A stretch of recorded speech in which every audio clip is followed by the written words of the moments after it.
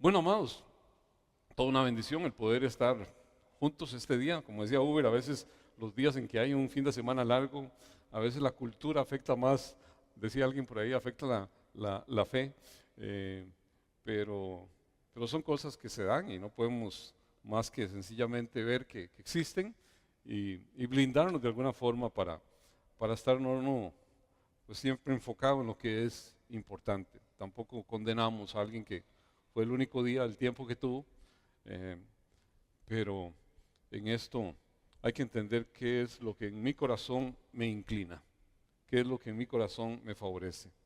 Tampoco es decir, hey, ni modo, yo hubiese querido hacer tal cosa, pero ni modo, voy a venir. Qué gusto verte, Carlitos. Oiga, está lleno de colores, ya, puro, se ve que fue a la playa o no sé qué. Alabamos al Señor, te vi ahí en la playa. Qué lindo, qué lindo. Estamos muy agradecidos con Dios por eso que está sucediendo en tu vida. Ha sido un tiempo, yo sé que muy difícil. Nuestra condolencia también, Isabel, nos enteramos algo, creo. Y bueno, era el tiempo del Señor para tu hermano y que Dios pues ahí goce de su gloria con él, con el Señor. Bueno, es siempre una bendición estar juntos. Es una bendición poder compartir. Hoy tenemos una palabra que es, bueno, como toda la palabra es una delicia, pero es una palabra que es medular en mi vida de fe, en mi caminar diario con Dios. Nosotros ciertamente somos gente que tenemos una mente, tenemos un corazón y tenemos inclinaciones del intelecto e inclinaciones del sentimiento, pero amados, hay algo mucho más allá que eso, que es una presencia en nuestro ser que nos da convicciones, que nos da inclinaciones, que nos da mandatos que son más fuertes que cualquier otro tipo de cosa que pudiera instruir. Y qué hermoso es saber que el Señor es en eso que realmente pone su énfasis. Si ustedes ven al final del Evangelio de Marcos, dice, el Señor reprendió su incredulidad e inmediatamente les dijo, vayan y hagan discípulos a las naciones, bautizándolos en el nombre del Padre. Yo voy a estar con ustedes. O sea, inmediatamente les dice, no les está alabando para nada su firmeza, no, sino su incredulidad. Pero ¿qué pasa? Él sabía en quién podía apoyarse, en la presencia del Espíritu Santo que les iba a guiar. Cierto que cada persona que cree recibe el Espíritu Santo. Pero amados, ¿sabe una cosa? La palabra dice, no contristéis el Espíritu. Y algunos lo hacen por el engaño del pecado, por meterse en cosas. Y pueden tener el Espíritu, pero no lo oyen, no lo atienden. Hoy tenemos algo que es vital, que es importantísimo.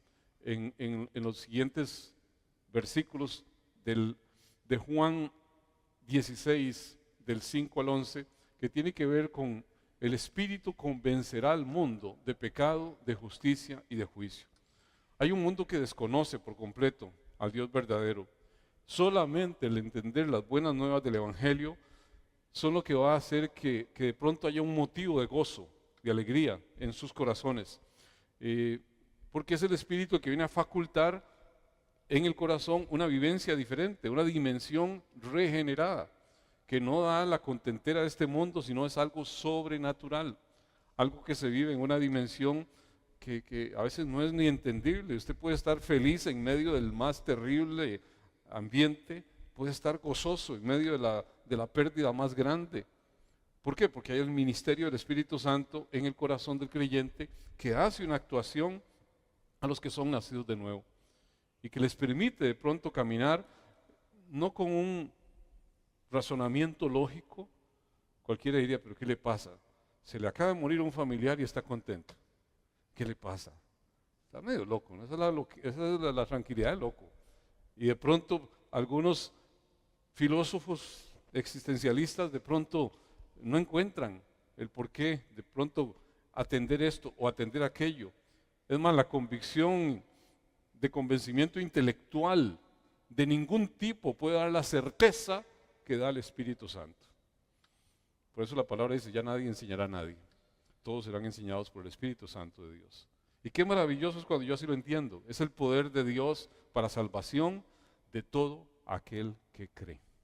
Y justamente es ese pasaje que trata muy ampliamente este ministerio. Juan 16, verso del 5 al 11. Leo una Nueva Biblia de las Américas. Pero ahora voy al que me envió. Y ninguno de ustedes me pregunta, ¿a dónde vas? Pero porque les he dicho estas cosas, la tristeza ha llenado sus corazones. Pero yo les digo la verdad, les conviene que yo me vaya, porque si no me voy, el Consolador no vendría a ustedes, pero si me voy, se lo enviaré. Y cuando Él venga, convencerá al mundo de pecado, de justicia y de juicio. De pecado porque no creen en mí, de justicia porque yo voy al Padre y ustedes no me verán más, y de juicio porque el príncipe de este mundo ha sido juzgado. Bendito Dios y Padre, la dimensión de estas palabras, Señor, se queda corta en nuestra mente y nuestro léxico para poder enumerar todo lo que aquí pudiera estar, Señor, por lo que somos absolutamente necesitados de tu guianza, de tu luz, de tu poder. Señor, eso que nadie puede enseñar a nadie, solo tú lo puedes hacer por tu Santo Espíritu. Ayúdanos, Señor, a poder tener claridad sobre esta palabra. Dame lengua de sabio para hablar con sabiduría, a pesar de todas mis limitantes. Danos a todos, Señor, oídos de sabio para oír sabiamente. Pero que seamos ese pueblo, Señor, que atesora tu palabra, que la toma en su corazón, que tú la sellas allí, Señor, se convierte en vida. En el nombre de Cristo Jesús. Aquí hace ver ese temor, ese dolor que de pronto está ahí presente, que les impide preguntar cómo es la cosa, para dónde va. Se sienten inhibidos a volver a preguntar,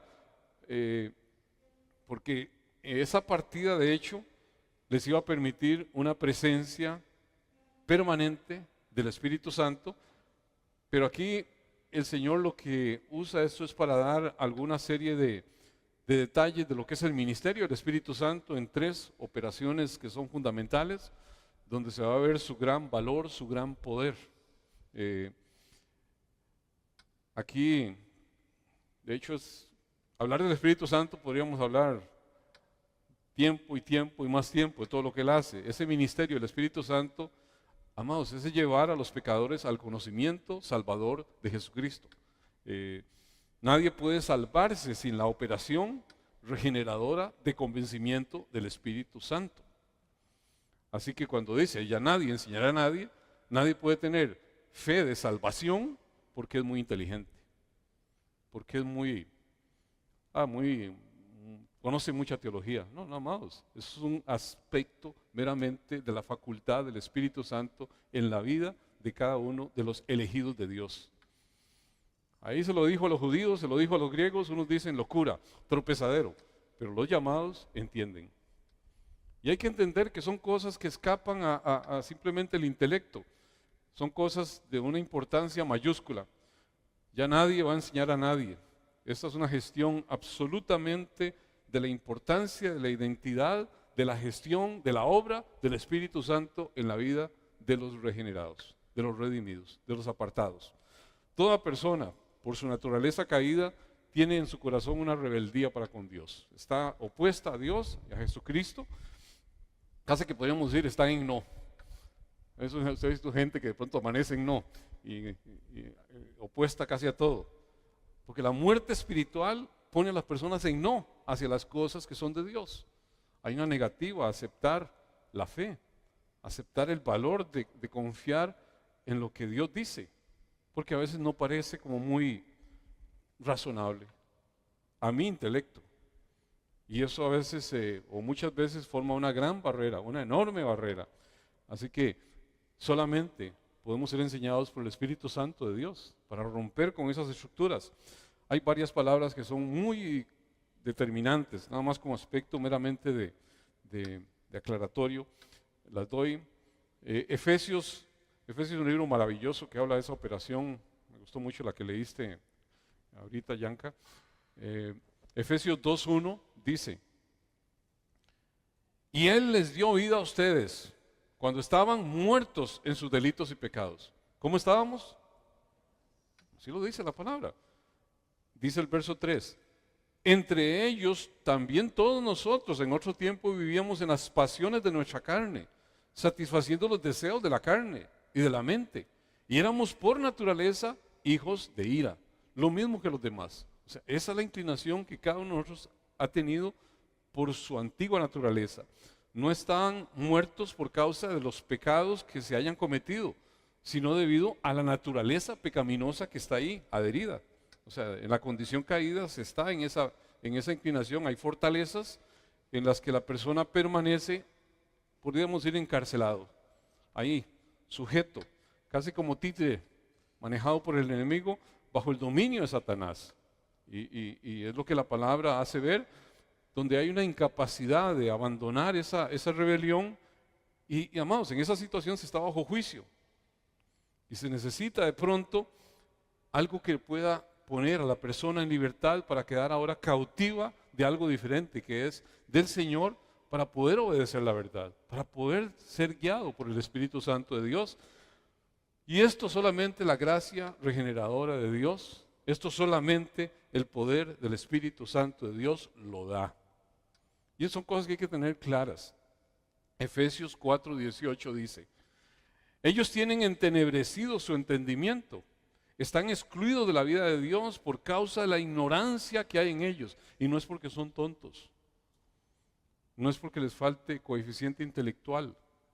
Sencillamente hay un problema espiritual de fortaleza en su mente y están bloqueados por la ignorancia que hay en ellos, por la dureza de su corazón. Eso es un término espiritual, no es un asunto que tienen un corazón con arteriosclerosis o no sé qué cosa. Es una dureza que la palabra hace ver que Él tiene que meter ahí, quitar el corazón de piedra para poder meter un corazón sensible a las cosas de Dios. Son términos espirituales aplicados a cómo vivimos. Se entregaron a la sensualidad para cometer con avidez toda clase de impurezas. O sea, el resultado de la ceguera espiritual y moral voluntaria, porque no es algo que es creado por Dios de ninguna forma, es el pecado del hombre, es la condición caída, los hace que sean ciegos y con corazones que son de enorme dureza, más que la piedra. Es lo que la palabra allá en diferentes pasajes del Antiguo Testamento hace ver, que Él mudará ese corazón. Y a medida que se continúa en una vida de pecado, en una vida donde se está alejado de Dios, amado, se vuelve cada vez más duro, porque el engaño del pecado endurece el corazón, lo dice el libro de Hebreos.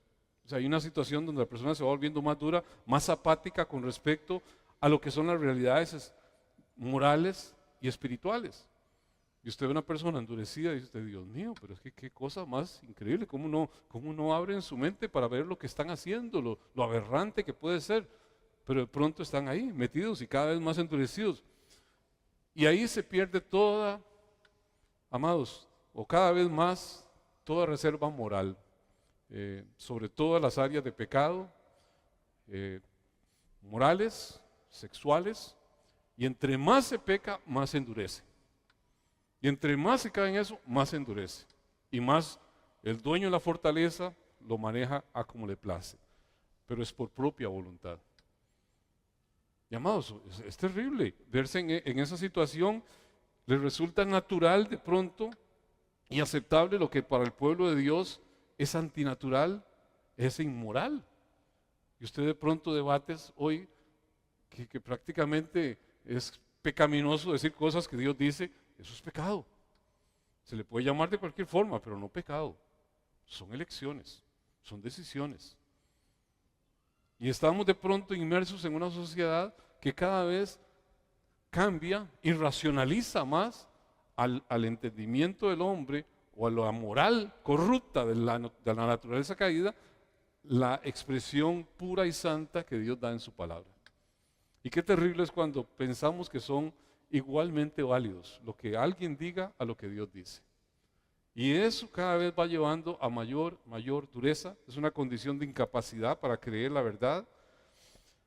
Ahí está suprimida en alguna medida por una necedad que se hace crónica, por la dureza del corazón. Como le digo, entre más la persona peca con toda su libertad, más se endurece y más lo hace sin mayor escrúpulo. Y entonces ahí Eso es lo que se va dando, pero ¿sabe una cosa?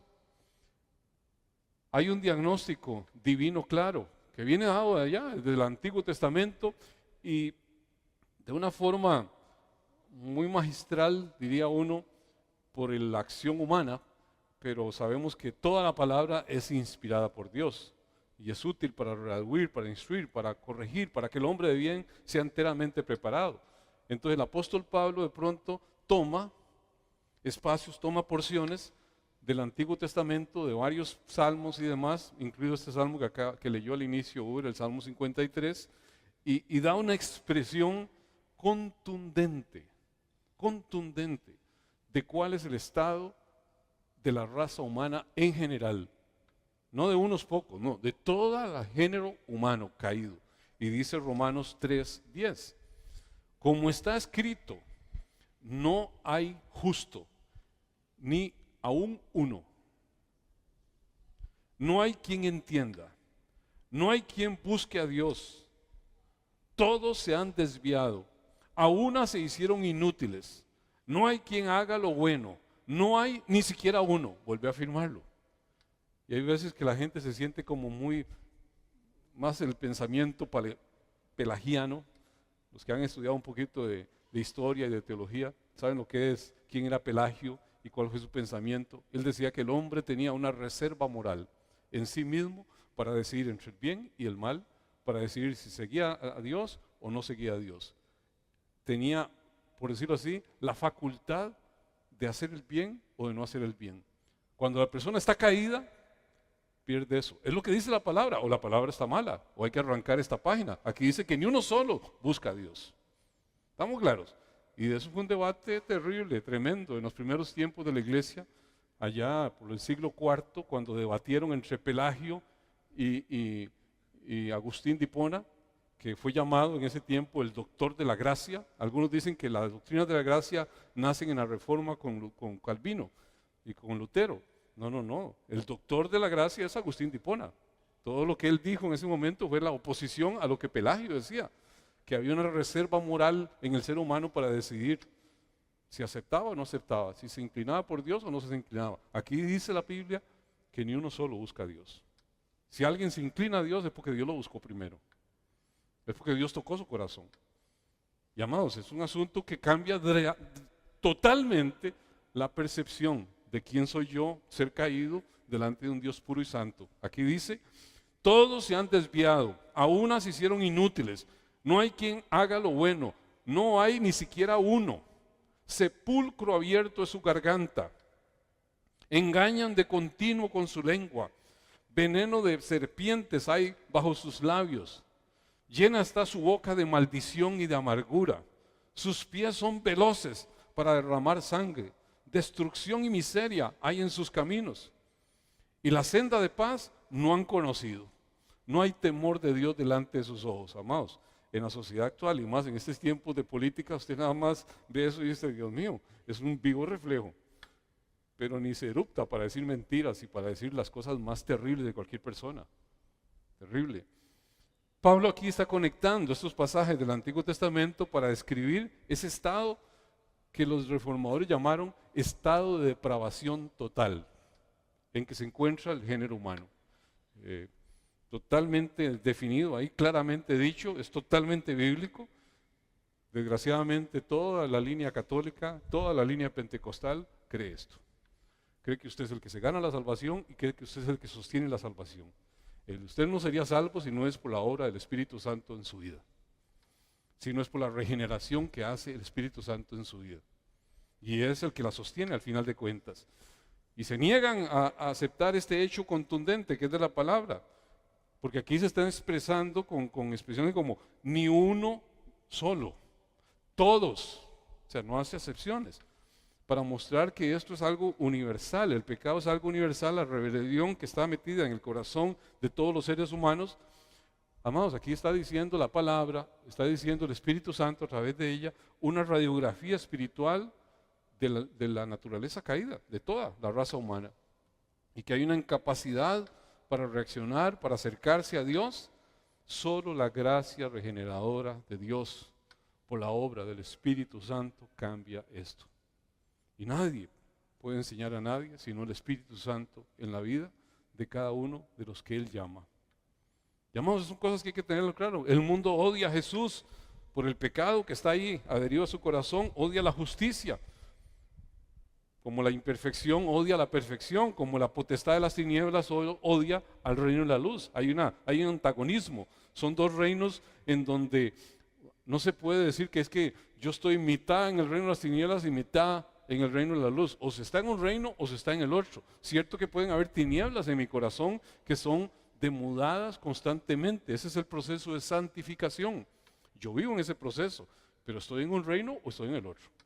O estoy en Cristo o no estoy en Cristo. Y son cosas que la palabra es muy contundente. Colosenses 1:13 dice, porque Él nos libró del dominio de las tinieblas y nos trasladó al reino de su Hijo amado. ¿Cuándo se dio eso? Cuando la persona creyó. Se puede decir que alguien que creyó hoy y recibe a Cristo y se hace seguidor de Cristo es una persona que nunca más va a cometer pecado. Hay mucha tiniebla en el corazón. Y si no busca al Señor, el Espíritu Santo está contristado a lo sumo y es como si no fuera creyente. Y amados, eso es algo que es una brega permanente entre la carne y el Espíritu. Y el que es realmente dócil delante de Dios debe inclinar su corazón. Aquí es como Dios está haciendo una obra de liberación espiritual de ese reino de Satanás. Y de hecho difiere completamente de lo que es el reino de la luz y la verdad, donde ya no hay ese dominio de tinieblas, sino que es el Espíritu Santo el que va iluminando esas áreas oscuras de nuestra vida. Por esta razón es que de pronto no podemos entender claramente esa operación del Espíritu Santo si no damos realmente la relevancia a su presencia y a su guianza en cada uno de los momentos de nuestra vida. Ahí, eso es un asunto de vivencia permanente, diaria, de rendición permanente, de nutrirse diariamente. Como dice la palabra, no solo de pan vive el hombre, sino de toda palabra que viene de la boca de Dios. ¿Cómo me alimento yo? De la palabra inspirada por el Espíritu Santo. Yo nunca leo palabra, nunca me inclino a la palabra. ¿Qué inclinación puede tener mi corazón a lo que la palabra dice? ¿Estamos claros? Entonces es un asunto donde tiene que haber ese entendimiento que es lo que Dios dice y el peso de lo que Dios dice, lo que al final debe moldear mi vida. Fin de la introducción. El versículo que vamos a analizar, el primero, versículo 5, dice, ahora voy a aquel que me envió. Y ninguno de ustedes pregunta dónde voy. Aquí era una pregunta que se había hecho de forma similar por parte de Pedro y por parte de Tomás. Nada más les recuerdo dos pasajes que ya los vimos en Juan. En Juan 13:36 dice, Señor, ¿a dónde vas?, le preguntó Simón Pedro. Jesús respondió, a donde yo voy, tú no me puedes seguir ahora, pero me seguirás después. O sea, de momento es importante que sigas el ministerio. Después me vas a seguir cuando usted muera. Alguno quería seguirlo y dice, quiere que lo acribille ya o que muera ya. Sencillamente le estaba diciendo, no es de este mundo, no es de esta naturaleza. Tomás tuvo una inclinación parecida y dice Juan 14:5, Jesús, Señor, si no sabemos a dónde vas, ¿cómo vamos a conocer el camino? O sea, totalmente, él estaba enfocado, pero ¿por dónde es? Por aquí se va para Antioquía, por allá se va para Samaria, por este lado se sigue para Egipto, pero ¿por dónde es? Usted no nos ha dado el GPS todavía, no nos ha dado la dirección Waze para llegarle.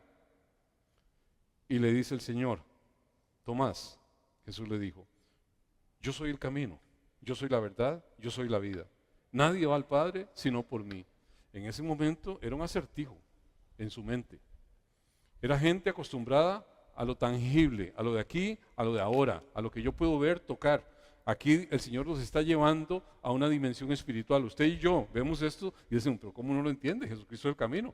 Para usted y para mí es una realidad, porque hemos crecido en ese entendimiento. Pero para esta gente que estaba viéndolo así, Les resultaba un acertijo, resultaba algo que no podían dimensionar.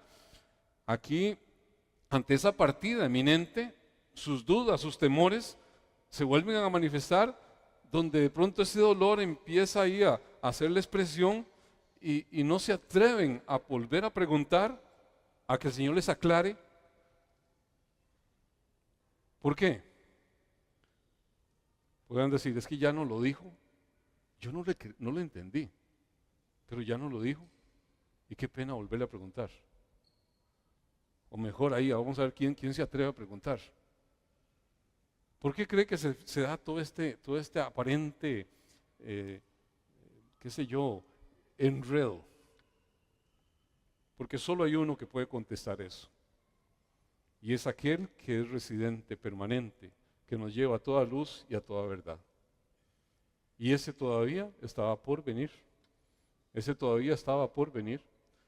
Ellos no tenían lo que después iban a tener en su plenitud. Tenían por decirlo así, una pequeña inducción, pero no la plenitud que vino después de Pentecostés.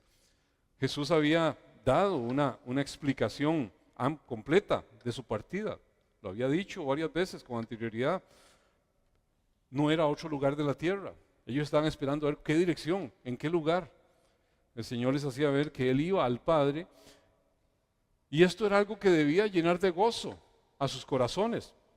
Ahora que su partida estaba ahí, que era eminente, se sienten totalmente apesadumbrados, confundidos nuevamente, como en el primer momento. Obviamente, como les digo, no tenían la revelación plena. No tenían el ayudador, el consolador, que Él les dijo, les conviene que Él venga. No podían engranarlo. Juan 14:28 dice, oyeron que les dije, me voy y vendré a ustedes. Si me amaran, se regocijarían, porque voy al Padre, ya que el Padre es mayor que yo. Ve qué interesante. Y ahí de pronto lo que está haciendo ver el Señor es que al volver al Padre, Él iba a gozar ¿de qué? De la gloria con el Padre. Y hay que entender una cosa, una gloria, cuando Él dice mayor, ¿se está refiriendo a qué? Se está refiriendo a su condición que experimentó en su encarnación, donde Él tuvo que dejar la gloria para venir y encarnarse en cuerpos como estos y estar con nosotros. Pero Él regresaba a la gloria plena, donde no hay ninguna distinción delante del Dios Hijo y del Dios Padre, en el sentido de la gloria de ese ser.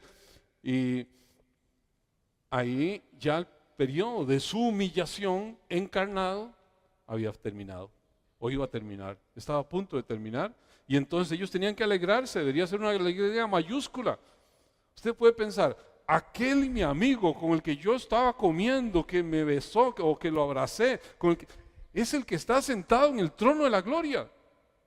¿Cómo sentiría usted que el Dios de los cielos era casi que pellizco en nalga con usted? Por decir algo bien coloquial, algo bien íntimo. Por eso la palabra dice, Abba, papito, amadísimo Dios. ¿Cómo creen que debería ser el gozo de pensar, el Dios de los cielos se manifestó en carne, estuvo conmigo y ahora va a su trono de toda gloria? Y el Señor les dice, esto debería ser algo que ustedes se regocijen. Pero ellos no podían engranar todavía. Había una serie de bloqueos en su mente, de su percepción principalmente mesiánica, que les impedía ver eso. Sería desde allí donde Él iba a enviar ¿a quién? Al ayudador, al Espíritu Santo, a ese Espíritu de verdad. Era algo novedoso, por supuesto, conveniente. Al final de cuentas, era la promesa que se estaba dando, pero era algo que no era conocido en su plenitud, por lo tanto les resultaba a ellos en su visión algo poco favorable, aunque Dios mismo les estaba diciendo, les conviene. No lo podían dimensionar, no lo podían sobrellevar.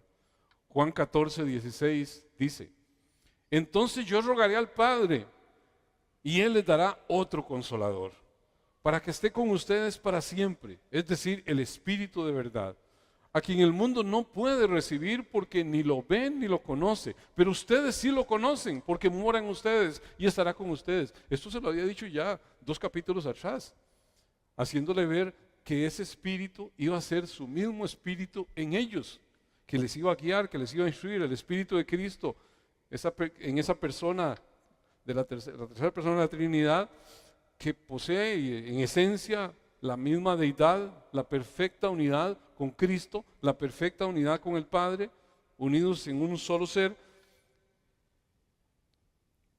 El Espíritu Santo, por supuesto, había operado en ellos de alguna forma para poder tener la redención hasta ese momento, como una fuente de verdad, como una fuente de fe, para poder decir creo en ese que está ahí, creo en ese Señor. Pero Jesús afirma aquí algo nuevo que va a venir en ese ministerio que el Espíritu Santo les va a permitir dimensionar, e indica ese ministerio en algunas expresiones como río de agua viva, como aquello que va a ser un torrente de algo que va a saciar absolutamente toda necesidad que usted y yo pudiéramos tener en este nivel. Todo vendrá del Señor. Pero para alguien que no ha estado ubicado en eso, de pronto resulta algo como intangible, como no tocable, como no materializable. ¿Cómo lo vivo? ¿Cómo lo entiendo? Para ellos estaban ahí en una condición donde estaban tan preocupados porque iban a tener una pérdida material cercana, eminente. Porque iban a tener algo que les hacía de alguna forma excluir toda consideración de lo que Jesús les está confrontando, les está diciendo. Ellos no miraban ningún beneficio para su esperanza mesiánica. Acuérdense que, según su entender, el Mesías era una persona que iba a venir, iba a restaurar la condición de Israel y los iba a llevar nuevamente a una condición de gloria como la que tuvo en los tiempos de David o de Salomón. Amados, eso estaba metido en todo el pueblo israelita, incluidos los mismos discípulos, no lo habían entendido plenamente. Ellos estaban todavía patinando en el concepto mesiánico. Ellos estaban aferrados ¿a qué? A las ruinas de esa antigua expectativa. Y temían de pronto un salto a algo diferente, a algo nuevo, a pesar de que el Señor ahí les estaba animando de una forma amplia y presionándolos para verlo como algo que debe ser motivo de gozo, motivo de esperanza, motivo de alegría. Es lo mejor que les puede pasar. Nunca han vivido ni vivirán algo parecido a esto. ¿Quién se lo estaba diciendo? El Dios encarnado que estaba delante de ellos. Y se pueden ver, qué diferente es cuando alguien le dice a uno algo, a cuando el Espíritu le confirma algo a uno. Y si no fue sino hasta que estuvo residente plenamente, gobernante plenamente, que a ojos cerrados se lanzaban a lo que fuera. ¿Por qué?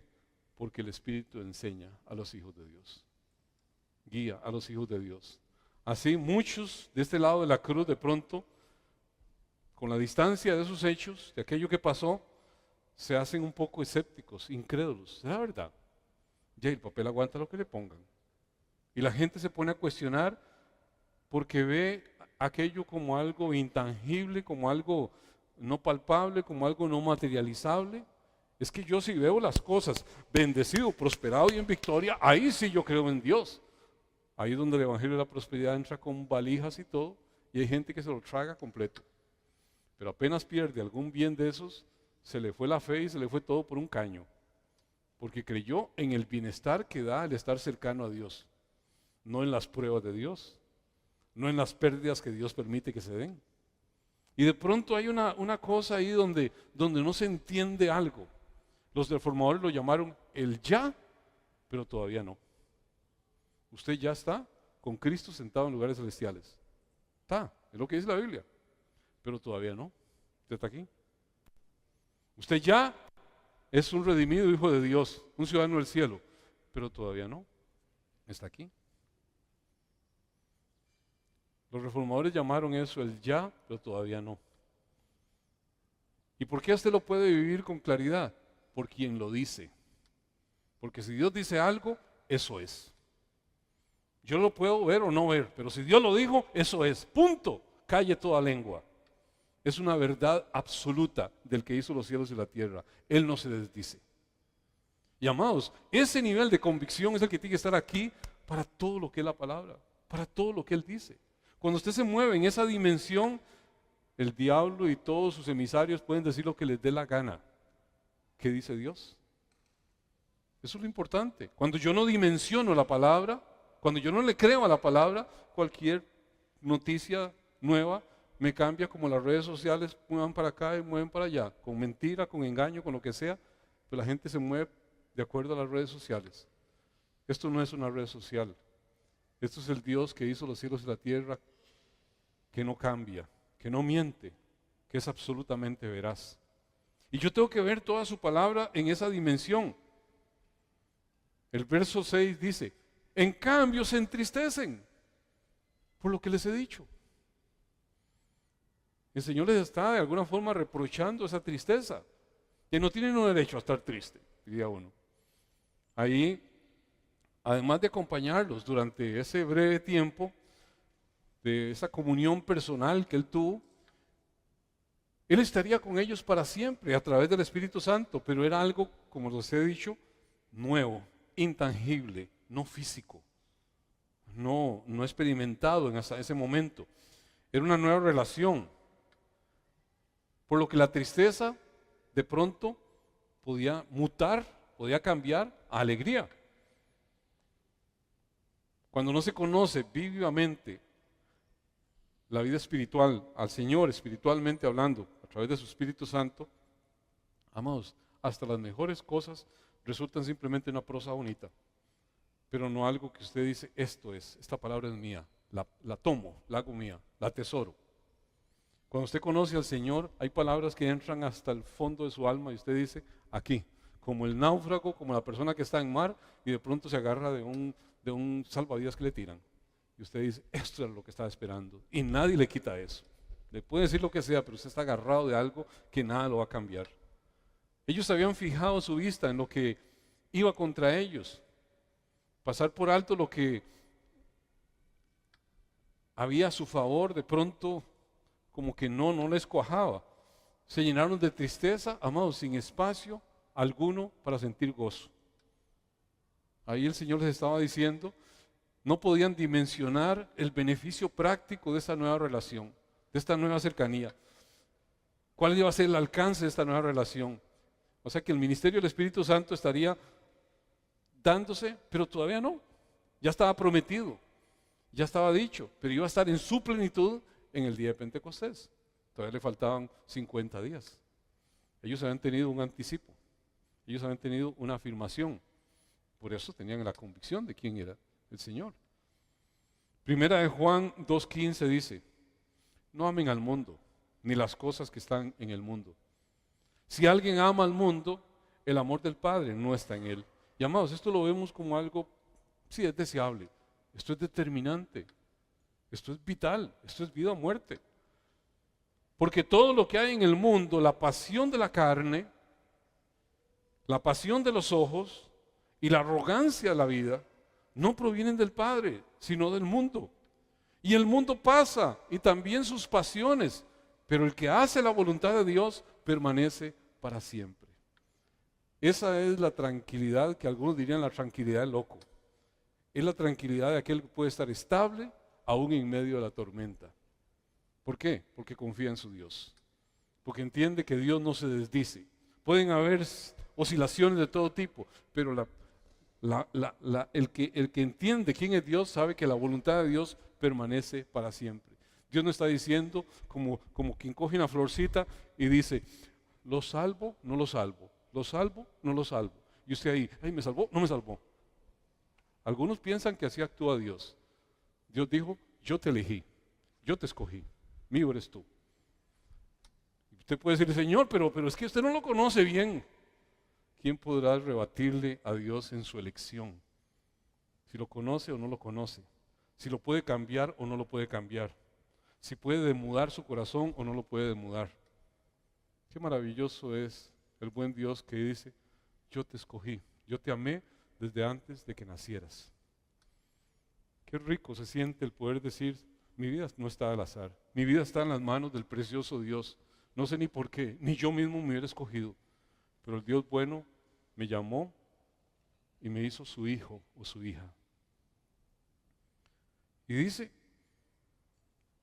Porque todo lo que hay en el mundo, la pasión de la carne, la pasión de los ojos, la arrogancia de la vida, no proviene del Padre, sino del mundo. Y este mundo pasa, también sus pasiones, pero el que hace la voluntad de Dios permanece.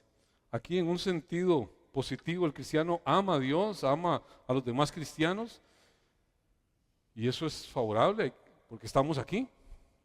Pero en un sentido negativo, está ausente de un amor a este mundo, a lo que caracteriza a este mundo. Cierto que tenemos que amarnos, cuidarnos, y estamos aquí en este mundo, y estamos todos, pero aquí este amor que está diciendo significa afecto, devoción. Yo los aprecio mucho, amados, pero yo no le tengo devoción a ninguno. Y pienso que el momento que yo le tengo devoción a un ser humano, algo pasó. Mi única devoción es Dios. Y todos somos susceptibles a caer, a fallar, y oramos por la firmeza de cada uno, de ustedes y nosotros mismos. Dependemos del Señor cada momento. Al único que le somos devotos realmente y al único que le tenemos un afecto absoluto es al Dios que no cambia. Es Dios, no el mundo, quien debe ocupar el primer lugar en nuestra vida, en la vida de un creyente.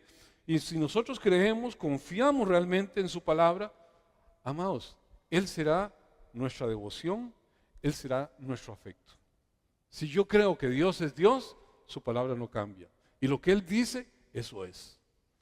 ¿Y cómo tengo yo la certeza de eso? A lo mejor me estoy equivocando. Diría uno, el Espíritu Santo es el garante de llevar eso y sellarlo en nuestra mente, en nuestro corazón. Y es muy diferente un convencimiento humano oscilatorio a un convencimiento espiritual dado por el Espíritu Santo en la mente y en el corazón. Y eso solamente podemos clamar para que Dios lo dé. Ya nadie enseñará a nadie, sino que serán enseñados por el Espíritu Santo de Dios. ¿Entendemos ahora esa palabra? Es por eso, porque si no, al final de cuentas estamos tratando de abrir la cabeza a alguien para meterle algo que si Dios no lo hace, es imposible. Aunque usted lo ame o la ame y quisiera transformar su vida. Y hay cosas de pronto ahí en un plano que es delicado. La depresión mundana, la tristeza del mundo, muchas veces opaca la salvación. Yo sé que son temas a veces un poquito sensibles, pero a veces se tienen valores equivocados, reales, y se sobredimensiona mucho el placer, el bienestar temporal aquí y el ahora, sobre todo lo que es eterno y permanente. Y ahí hay que tener mucho cuidado. Este sobredimensionamiento del deseo natural, carnal, de pronto desprecia lo sobrenatural, desprecia lo espiritual. No, es que eso no. Yo ya he orado mucho y eso no me ayuda a mí en nada. Yo necesito que me den la Valium o que me den... Bueno, si es una medicación es otra cosa. Si un médico le receta algo, está bien. El problema está cuando no son asuntos de recetas médicas, sino asuntos de tratos del alma. Y entramos en un campo donde el especialista es Dios. El especialista es el Espíritu Santo y yo pretendo hacer ver que el Espíritu Santo no puede, que es incapaz y por lo tanto yo necesito otro tipo de terapia. Y ahí es donde yo discrepo totalmente, radicalmente. Y tenemos que tener claridad en que hay cosas que son injustamente vistas tal vez. Se requiere en muchos casos arrepentimiento, abandono en Dios antes que placebos emocionales. Y esto no puede uno aplicarlo a todos los casos. Hay casos clínicos, como le digo, hay casos de medicación, hay casos de atención médica, pero hay muchos casos que lo único que necesitan es arrepentimiento y humillación y confiar en Dios. Un problema del alma, en la mayoría de los casos, si no en todos, solamente el Señor lo puede tratar. Un problema de la mente es un asunto fisiológico, es un asunto que necesita un médico que lo trate, medicina que le trate, y no la psicoterapia. Pero pretender decir, la psicoterapia me va a tratar el problema del alma y no Dios, porque Dios es incapaz, estoy pensando en otro Dios, no el bíblico. No he entendido la operación del Espíritu Santo. Y se los afirmo con la palabra y creo que eso se pone espeso, entonces mejor no sigo. No. La palabra es maravillosa y es lámpara a nuestros pies, es lumbrera a nuestro camino. Ve lo que dice 2 Corintios 7, 10. Y véalo con mente abierta a lo que el Señor quiere decir aquí. Pues la clase de tristeza que Dios desea que suframos nos aleja del pecado y trae como resultado salvación. No hay que lamentarse por esta clase de tristeza, pero la tristeza del mundo, a la cual le falta arrepentimiento, resulta en muerte espiritual. Y amados, ahí es un asunto de mucho cuidado, porque aquí lo que está hablando es que el arrepentimiento es lo que está en el corazón mismo de la salvación. Es la manifestación, la demostración por excelencia de la salvación, es el arrepentimiento. Y si eso no lo estoy viendo, los que antes eran incrédulos de pronto se arrepienten de sus pecados y entonces vienen a la salvación. Cuando un creyente se arrepiente, deja sus pecados a un lado de una manera continua, de una manera determinada, de una manera en la cual brega con el pecado. No es que se va a estar ajeno, va a estar bregando con el pecado, va a estar siempre tocando la puerta, pero va a estar en esa lucha, pero se mantiene en un gozo maravilloso ¿de qué? De la salvación que Dios le ha dado, de la dependencia de Dios, de saber que todos los días son nuevas sus misericordias del Señor, que puede acudir a Él y clamar a Él, y clama a mí, yo te responderé, y que el Señor le afirma, no vas a estar solo, yo estoy contigo todos los días hasta el fin del tiempo. Y hay ese acompañamiento maravilloso, porque tiene una relación permanente, constante con el Dios que lo amó, lo escogió y lo llamó. Pero amados, la tristeza que es de origen humano, en la mayoría de los casos viene por remordimientos no santificados y no tienen poder para redimir de ninguna forma. Para muchos no es más que orgullo herido, no es más que de pronto, qué sé yo, haber sido sorprendidos en un pecado o no poder podido satisfacer algún deseo, llámese lo que sea, algún deseo de esta naturaleza, algún deseo carnal. Amados, de esta clase de tristeza, ¿qué es lo que produce? Culpabilidad. ¿Qué es lo que produce? Vergüenza, desesperación, depresión, lástima por uno mismo. Y eso entra en desesperanza. Y en muchos casos las personas no pueden ver más que eso y están enfocadas en eso. No, yo no tengo ni tiempo de orar porque estoy tan abrumado con esto. Y entonces se meten en eso. Las personas pueden morir por esta clase de tristeza. Pueden morir, y algunos no solamente pueden, sino que mueren. Sencillamente optan por decir, aquí no vale la pena. Aunque Dios dice que yo no puedo atentar contra mi vida, voy aquí. ¿Por qué? Porque estimo más el tener libertad a seguir en esto. Y algunos se matan por una novia. Y algunos matan al otro porque le quitó la novia o la esposa. Y no puedo vivir así. Amados, ahí simplemente lo que es un problema de pecado terrible que hay que ver cómo se soluciona y cómo se confronta y cómo se humilla delante de Dios, y Dios sana todo eso. Pero hay mucha gente que sencillamente se mete, se abruma tanto. ¿Qué es lo que pasa? La mente atascada en lo físico, en lo actual, no le permite darse cuenta de ese recurso maravilloso, de ese recurso poderoso que el Señor ha puesto a su disposición con la venida del Espíritu Santo, porque nunca lo ha ejercitado, porque nunca ha dependido, porque nunca ha estado inclinado a Él. Y de pronto los valores espirituales eternos, los que regeneran, los que cambian, los que producen un gozo permanente, que es la fortaleza del creyente, no están presentes. ¿De quién es la responsabilidad? ¿De un Dios duro que no me atendió? ¿O de alguien que nunca ni siquiera se ocupó de las cosas de Dios? Sencillamente se metió en su autoconmiseración y ahí se quedó casi señalando a Dios y diciéndole, si usted estuviera. Qué terrible, amados, cuando no entendemos, por desconocimiento de quién es Dios y por no ejercitarnos en el poder de Dios a través del Espíritu Santo de Dios. La palabra no se desdice.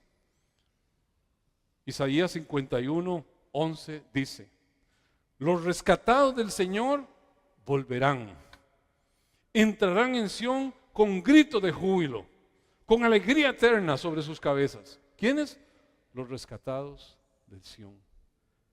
Gozo y alegría alcanzarán y huirá la tristeza y el gemido. Si esto es falso, pues no crea en Dios.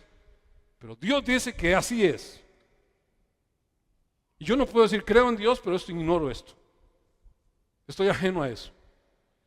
Esto pasa con los redimidos de Sión. Esto pasa con el pueblo de Dios. Hay un júbilo permanente. Usted puede estar en la tristeza más grande de esta tierra, pero un gozo en el corazón que no se lo quita a nadie. Los que han vivido eso, lo han experimentado, lo han conocido. No es que el entorno todo esté perfecto. Puede estar terrible y de cabeza, pero el gozo del Señor, mi fortaleza es. Puedo estar danzando en medio del ocaso del mundo. Y el mundo puede decir, se volvió loco. No, sencillamente tiene una convicción, tiene una fe, tiene un abandono en un Dios que dijo, yo no te dejaré, nunca te abandonaré, estaré contigo todos los días hasta el fin del tiempo. Ese es el Dios de la Biblia, es el Dios que yo creo, es el Dios que se manifiesta en su palabra, es el Dios que ha dicho que va a estar su Espíritu con nosotros y que nos convenía que Él ya no estuviera, porque Él ha venido para ser nuestro consolador, para ser nuestro ayudador. Va a huir, va a estar un gozo y una alegría, va a huir la tristeza, va a huir el gemido. Amados, Israel, pueblo de Dios, debía confiar en su Creador, en todas las cosas. Él venía a liberar a su pueblo. En ese pasado, que hubieron diferentes cosas, pero aquí está hablando de una forma permanente, la venida del Señor, las buenas nuevas de salvación. La que usted y yo hemos recibido, no fue una noticia de ayer, no fue que se leyó y ya no vale, que hoy cambió. No, es algo permanente, eso trae gozo. Es lo que el pueblo del Señor tenía al final de cuentas que abrazar. No tenían que temer a ningún opresor, porque el gozo del Señor, su fortaleza es. Hay gente que puede tener el gozo del Señor en su corazón, a pesar de lo que sea, amado. No estoy desmereciendo que usted esté pasando una prueba, algo difícil. Pero ¿sabe qué es? Usted no está solo. Dios está con usted. Pablo dijo, Señor, quítame este emisario, quítame este aguijón. ¿Qué le dijo el Señor? Pablo, bástate mi gracia, porque mi poder se perfecciona en tu debilidad. Cuando nos sentimos muy empoderados, muy dueños del mundo, de pronto Dios tiene que hacernos la de Pablo, desinflarnos ese ego y hacernos más dependientes de Él. Con conocimiento de causa, lo digo delante de Dios y de ustedes, es el amor de Dios que nos rodea, es el amor de Dios que nos sostiene, es el amor de Dios que es incondicional, es el amor de Dios que nos ha sido dado de pura gracia, de pura misericordia, porque Él es Dios y Él va a ser siempre leal, siempre fiel. Pero al tercer amanecer, un gran estruendo se escuchó. ¿Dónde está muerte tu aguijón? Cristo Jesús resucitó.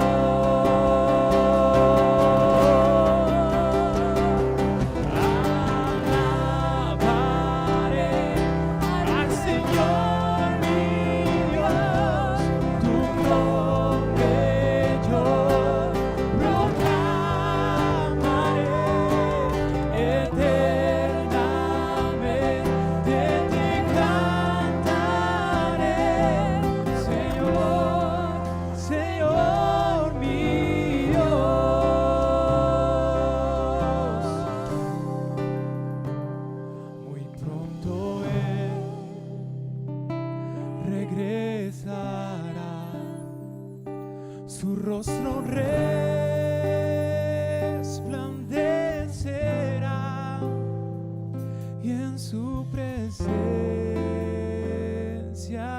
estaré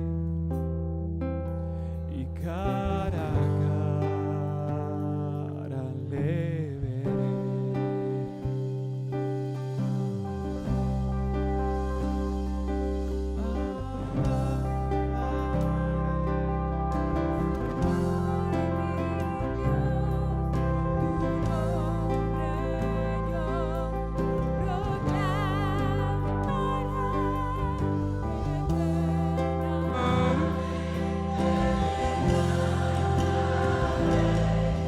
Señor, Señor mi Dios,